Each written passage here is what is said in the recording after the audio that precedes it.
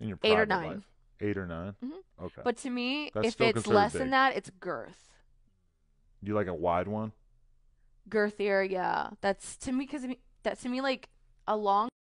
I mean, the cervix is like between 6 and 7 inches, so you really Yeah. can't go past that. So once you got like a 9, 10 inch, there's Yeah. what do Even you do with that, it? Yeah. I mean, most girls, I think, if you had like a real solid 10-inch, probably not gonna be able to bottom out.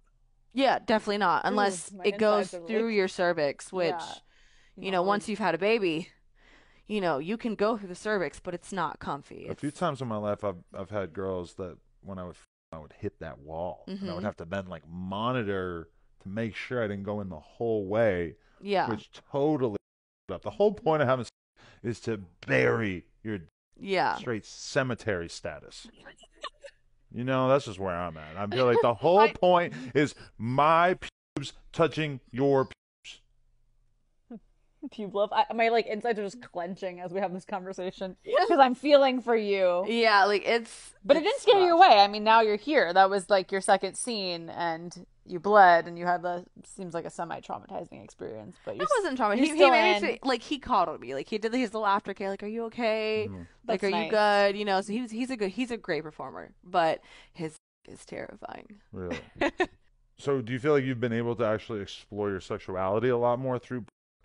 Yes. So I used to consider myself bisexual. Okay. Like, oh, I could date a girl, I could date a guy, and then I got into porn, and then I realized I'm more like there's a term for it called heteroflexible, which means like I will date a guy, but I will not date a girl, but I will a girl. Okay. I feel like that's probably like most girls and Yeah. really a huge percentage of women in general these Yeah, days, you know? because when I started like doing with girls, I was like, I couldn't do this like every day, like dating a girl and like us having sex every day, like me and a guy would. I was like, I couldn't do this. Right. So I boiled it down to like I could a girl, but could I date one? No, Really. definitely not. Okay. Well, that's Yeah. interesting. You just got. Do you feel like you've just experienced a different level of quality of through this that kind of makes you look at all the other you got in your life before this, and you're like, that sucked.